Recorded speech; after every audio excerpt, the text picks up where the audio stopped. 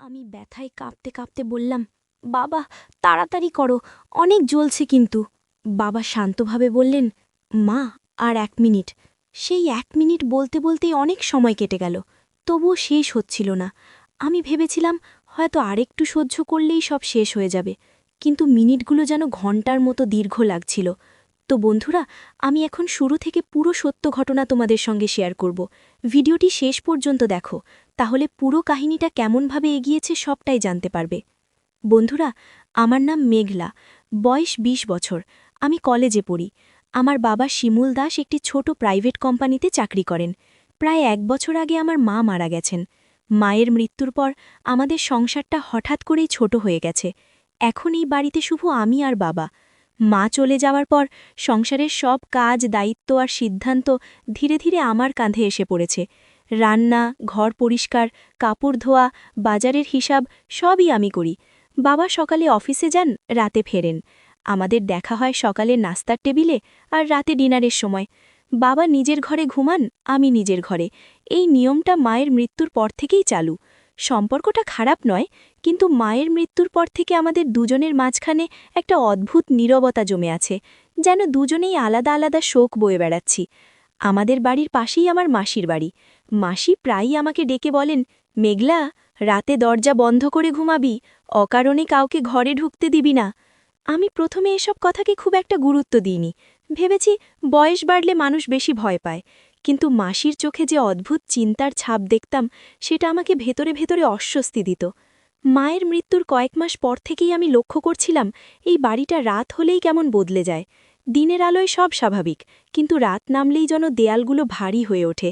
বাতাসে একটা চাপা গন্ধ, নিস্তব্ধতার ভেতর অদ্ভুত একটা উপস্থিতি। প্রথম ঘটনার রাতটা ছিল খুব সাধারণ। রাতের ডিনার শেষ করে বাবা নিজের ঘরে চলে গিয়েছিলেন। আমি আমার ঘরে ঢুকে দরজা লাগিয়ে শুয়ে পড়েছিলাম। গভীর রাতে হঠাৎ আমার ঘুম ভেঙে যায়। কেন ভেঙেছিল সেটা আমি ঠিক বলতে পারবো না, শুধু মনে হচ্ছিল কেউ আমাকে দেখছে। ঘর অন্ধকার, জানালার পর্দা নড়ছে হালকা বাতাসে। ঠিক তখনই আমি দরজার নিচে একটা ছায়া দেখতে পেলাম। ছায়াটার গড়নটা অদ্ভুতভাবে পরিচিত, লম্বা সোজা হয়ে দাঁড়িয়ে থাকা। বুকের ভেতরটা কেঁপে উঠল। আমি বিছানায় শুয়ে শুয়েই দরজার দিকে তাকিয়ে রইলাম। কয়েক সেকেন্ড পর ছায়াটা নড়ল। মনে হলো কেউ দরজার সামনে হাঁটছে।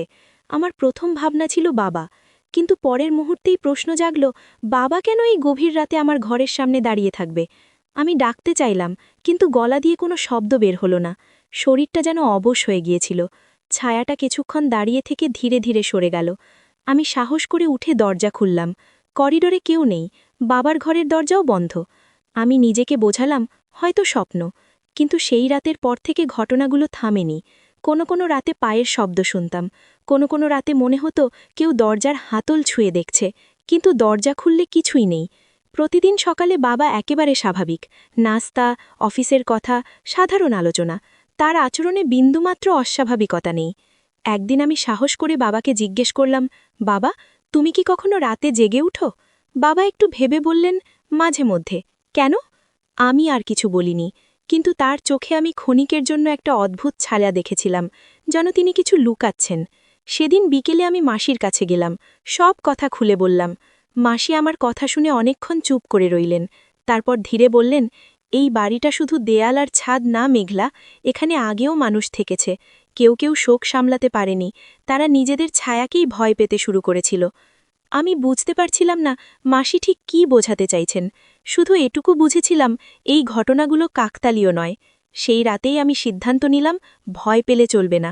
আমি দরজা ভেতর থেকে ভালো করে বন্ধ করলাম, আলো নিভালাম না। ঘড়িতে তখন রাত ৩টে। হঠাৎ আবার পায়ের শব্দ, এবার আরও স্পষ্ট। দরজার সামনে কেউ দাঁড়িয়ে আছে, কিন্তু দরজার নিচে কোনো ছায়া নেই। আমার বুকের ভেতরটা ঠান্ডা হয়ে গেল। তখনই বুঝলাম, যা কিছুই এটা হোক, এটা আগের মতো নয়। আর এই রাতের পরেই আমার জীবন একেবারে বদলে যেতে শুরু করবে, সেটা তখনও আমি জানতাম না। সেই রাতের পর থেকে আমার ঘুম যেন আর আগের মতো রইল না। শরীর বিছানায় থাকলেও মনটা সারাক্ষণ সজাগ থাকত। মাঝরাতে চোখ খুললেই প্রথমে দরজার দিকে তাকাতাম।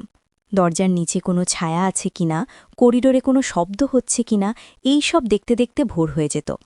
বাবা বিষয়টা বুঝতে পারছিলেন কিনা জানি না, কিন্তু কয়েকদিন পর তিনি নিজেই বললেন, মেঘলা, তুই কদিন ধরে ঠিক ঘুমাচ্ছিস না। কলেজের পড়াশোনাও যেন ঠিকমতো মনোযোগ পাচ্ছে না। আমি অর্ধেক সত্য বললাম। বললাম, মায়ের কথা খুব মনে পড়ছে। বাবা আর কিছু জিজ্ঞেস করলেন না, শুধু মাথা নেড়ে বললেন, সময় লাগবে। কিন্তু আমি জানতাম এটা শুধু শোক নয়, এর পেছনে অন্য কিছু আছে। এক সন্ধ্যায় হঠাৎ বিদ্যুৎ চলে গেল। পুরো বাড়ি অন্ধকার। জানালার বাইরে আকাশ কালো, বাতাস ভারী। বাবা তখনও অফিস থেকে ফেরেননি। আমি মোমবাতি জ্বালিয়ে বসেছিলাম। ঠিক তখনই রান্নাঘর থেকে একটা শব্দ পেলাম, যেন কেউ থালা সরাচ্ছে। আমার হাত কাঁপতে শুরু করল। আমি ধীরে ধীরে রান্নাঘরের দিকে এগোলাম। অন্ধকারের ভেতর কিছুই দেখা যাচ্ছিল না। হঠাৎ মনে হলো কেউ আমার পিছনে দাঁড়িয়ে আছে। আমি ঘুরে তাকালাম। কেউ নেই। কিন্তু সেই মুহূর্তে আমি স্পষ্ট বুঝলাম এই বাড়িতে আমি একা নই। সেদিন রাতে বাবা ফিরলেন দেরি করে। বিদ্যুৎ তখনও আসেনি। ডিনার সেরে আমরা আলাদা আলাদা ঘরে চলে গেলাম। ঘুমানোর কিছুক্ষণ পরেই আবার সেই পরিচিত অনুভূতি। দরজার বাইরে কেউ আছে। এবার শুধু ছায়া নয়, আমি স্পষ্ট নিঃশ্বাসের শব্দ শুনতে পাচ্ছিলাম, খুব কাছ থেকে। আমি দরজার কাছে গিয়ে দাঁড়ালাম। হাতল ধরতে গিয়েও থেমে গেলাম। মাসির কথা মনে পড়ল, দরজা খুলবি না। আমি দরজা খুলিনি। কিছুক্ষণ পর শব্দ থেমে গেল। পরদিন সকালে আমি মাসির কাছে গেলাম। এবার তিনি আর ঘুরিয়ে কথা বললেন না। তিনি বললেন, মেঘলা, তোর বাবার জীবনে একসময় এমন একটা ঘটনা ঘটেছিল যেটা সে কাউকে বলতে পারেনি। সেই চাপা কষ্ট, অপরাধবোধ সব মিলিয়েই এই ছায়ার জন্ম। আমি অবাক হয়ে বললাম, বাবার কি ঘটনা? মাসি বললেন, তোর মায়ের অসুস্থতার সময় তোর বাবা নিজেকে দায়ী করত। ভাবত আরও আগে ডাক্তার দেখালে হয়তো সে বাঁচত। সেই অপরাধবোধ থেকেই এই বাড়িতে অদ্ভুত ঘটনা শুরু হয়। আমি প্রথমবার বুঝলাম এই ছায়াটা হয়তো বাইরের কিছু নয়, এটা আমাদের ভেতরের ভয়। সেই রাতে বাবার সঙ্গে কথা বলার সিদ্ধান্ত নিলাম। ডিনারের পর আমি সরাসরি বললাম, বাবা, তুমি কি নিজেকে কখনো খুব দোষী মনে করো? বাবা চমকে উঠলেন। কিছুক্ষণ চুপ করে থেকে বললেন, কেন হঠাৎ এসব প্রশ্ন? তখন আমি সব খুলে বললাম, ছায়া, রাতের শব্দ, মাসির কথা। বাবা দীর্ঘক্ষণ চুপ করে রইলেন। তারপর ধীরে বললেন, আমি ভেবেছিলাম এসব শুধু আমার মাথার ভেতরে। তিনি বললেন, মাঝরাতে তিনি নিজেও কখনো কখনো মনে করেন কেউ তাকে দেখছে, পরিচিত মুখে। সেই মুহূর্তে আমরা দুজনেই বুঝে গেলাম এই রহস্য একা আমার নয়, এই বাড়িরও নয়। এটা আমাদের দুজনের মনের গভীরে গেঁথে থাকা এক অদ্ভুত অন্ধকার। সেদিন রাতে আমরা সিদ্ধান্ত নিলাম, আর চুপ করে থাকব না। যা কিছুই হোক, আমরা মুখোমুখি হব। আমি আমার ঘরের দরজার সামনে একটা ছোট আলো জ্বালিয়ে রাখলাম। বাবাও নিজের ঘরে আলো জ্বালালেন। রাত গভীর হতে লাগল। হঠাৎ আবার পায়ের শব্দ। এবার করিডোরে আলো জ্বলে উঠতেই আমি দেখলাম দেওয়ালের গায়ে একটা ছায়া নড়ছে। কিন্তু সেখানে কেউ নেই। ছায়াটা যেন নিজের ইচ্ছে মতো চলাফেরা করছে। আমার শরীর শিউরে উঠল। বাবা আমার ঘরে এসে দাঁড়ালেন। বললেন, ভয় পাস না। ঠিক তখনই ছায়াটা দেওয়াল থেকে মেঝেতে নেমে এলো। আকার বদলাতে লাগল। পরিচিত অবয়ব, কিন্তু বিকৃত। আমরা দুজনেই স্থির হয়ে তাকিয়ে রইলাম। আলোয় ছায়াটা কাঁপতে লাগল। তারপর ধীরে ধীরে মিলিয়ে গেল। সেই রাতের পর বাড়িটা যেন আরও অস্থির হয়ে উঠল। আমি বুঝতে পারছিলাম এটা কেবল শুরু। সামনে আরও ভয়ঙ্কর সত্য অপেক্ষা করছে। সেই ঘটনার পর থেকে আমাদের বাড়ির ভেতরের পরিবেশটা আর আগের মতো রইল না। যেন দেওয়ালগুলো আমাদের কথা শুনছে, নিঃশ্বাস নিচ্ছে। দিনে সবকিছু স্বাভাবিক মনে হলেও রাত নামলেই অদৃশ্য একটা চাপ নেমে আসত। বাবা অফিস থেকে ফিরলেও আগের মতো কথা বলতেন না। আমিও কলেজে গেলেও মন বসাতে পারতাম না। ক্লাসরুমে বসে জানালার বাইরে তাকালেই মনে হতো কেউ দূর থেকে আমাকে দেখছে। একদিন রাতে ডিনার শেষে বাবা হঠাৎ বললেন, মেঘলা, আজ আমার ঘুম আসছে না। আমি চমকে তাকালাম। তিনি আগে কখনো এমন কথা বলেননি। আমি বললাম, আমারও না। সেই রাতে আমরা দুজনেই জেগে রইলাম। আলো জ্বালানো ছিল। ঘড়ির কাঁটা ধীরে ধীরে রাত 12টা, 1টার ঘর পার করছিল। হঠাৎ করিডোরে একটা মৃদু শব্দ হল, খুব পরিচিত শব্দ, কারো খালি পায়ে হাঁটার। আমি আর বাবা একসাথে তাকালাম। শব্দটা বাবার ঘরের দিক থেকে আসছে, কিন্তু বাবা তো আমার পাশেই বসে। আমার শরীর ঠান্ডা হয়ে গেল। শব্দটা ধীরে ধীরে আমার ঘরের দিকে এগোতে লাগল। এবার আর ছায়া নয়, যেন স্পষ্ট উপস্থিতি। দরজার ওপাশ থেকে কেউ খুব ধীরে, খুব ঠান্ডা গলায় ফিসফিস করে বলল, মেঘলা। আমার নামটা এমনভাবে উচ্চারণ করা হলো যেন বহুদিনের পরিচয়। বাবা সঙ্গে সঙ্গে উঠে দাঁড়িয়ে বললেন, কে ওখানে? কোনো উত্তর এলো না, কিন্তু দরজার হাতলটা খুব ধীরে নড়ল। আমি তখন বুঝে গেছি এই সত্তা আমাদের ভয় দেখিয়ে ভাঙতে চায়। আমি বাবার হাত শক্ত করে ধরলাম, জোরে বললাম, তুমি যদি থাকো সামনে এসো, অন্ধকারে লুকিয়ে থেকো না। কয়েক সেকেন্ড নিস্তব্ধতা, তারপর করিডোরের আলো হঠাৎ নিভে গেল। ঘরের ভেতরে থাকা আলোটাও কয়েকবার কেঁপে উঠল। দেয়ালের গায়ে একটা ছায়া ফুটে উঠল। এবার সেই ছায়াটা বাবার মতো নয়, এটা যেন অনেকগুলো মুখ একসাথে জোড়া লাগানো, চোখগুলো ফাঁকা, মুখগুলো নীরব চিৎকারে আটকে আছে। আমার গলা শুকিয়ে গেল। বাবা ধীরে ধীরে বললেন, এটা আমাদের ভয়, এটা আমাদের শোক। তোর মায়ের মৃত্যুর পর আমি নিজেকে ক্ষমা করতে পারিনি। আমি বিশ্বাস করতাম আমি তাকে বাঁচাতে পারতাম। হয়তো এই অপরাধবোধ থেকেই ও জন্ম নিয়েছে। ছায়াটা বাবার কথায় কেঁপে উঠল, যেন কথাগুলো ওর গায়ে আঘাত করছে। আমি তখন বুঝলাম এটা শুধু ভয় দেখানো কোনো জিনিস নয়, এটা আমাদের অস্বীকার করা কষ্টের রূপ। আমি গভীর নিঃশ্বাস নিয়ে বললাম, আমরা আর লুকাবো না, আমরা ভয় পাব না।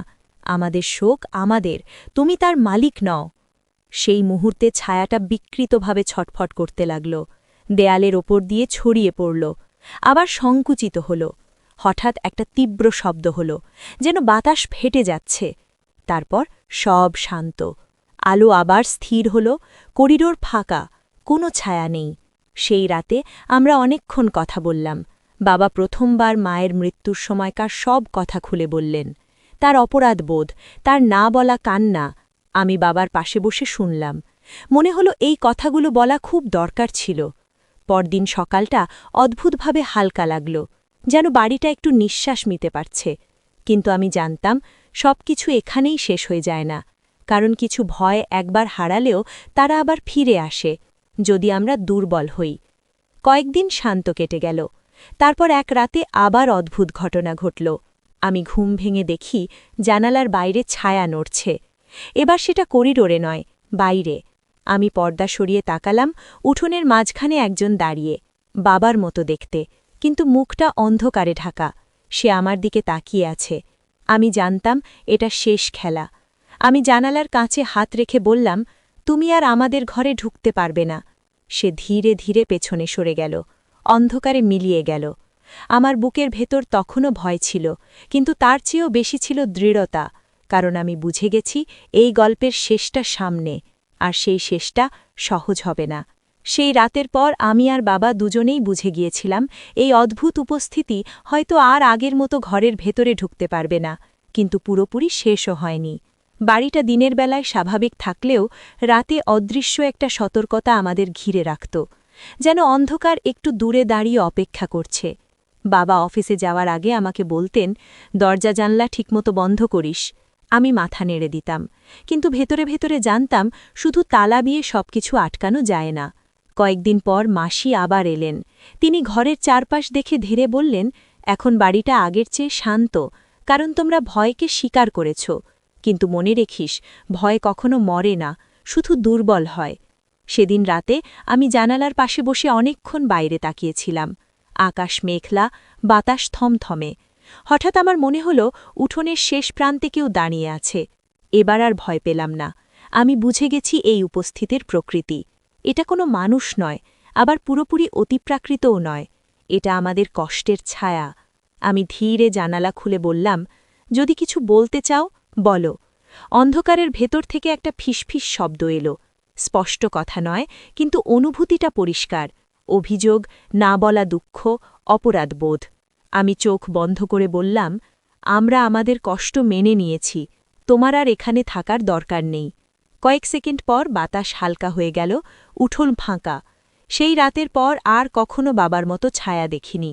মাস কেটে গেল, বাড়িটা আবার ধীরে ধীরে আমাদের হয়ে উঠল। বাবা আগের চেয়ে বেশি কথা বলেন, আমি কলেজে মন দিতে পারি। মায়ের স্মৃতি এখন আর ভয় হয়ে ফিরে আসে না, বরং শক্তি দেয়। কিন্তু আজও মাঝে মধ্যে গভীর রাতে ঘুম ভেঙে গেলে আমি জানালার দিকে তাকাই, অন্ধকারে কিছু আছে কিনা দেখার জন্য নয়, বরং নিজেকে মনে করিয়ে দেওয়ার জন্য। ভয় তখনই শক্তিশালী হয় যখন আমরা তাকে অস্বীকার করি। আর যদি কোনোদিন আবার অন্ধকারে পরিচিত কোনো মুখ ভেসে ওঠে, আমি জানি এবার আর আমি পালাব না, কারণ এই বাড়ি, এই জীবন, এই গল্প সবকিছু এখন আমার নিয়ন্ত্রণে। বন্ধুরা, সব রহস্যের শেষ হয় না, কিছু রহস্য আমাদের সঙ্গেই থেকে যায়, শুধু আমাদের বদলে দেয়। আর এই গল্পটা তারই প্রমাণ। তো বন্ধুরা, আজকে এখানেই বিদায় নিচ্ছি। দেখা হবে অন্য কোনো ভিডিওতে।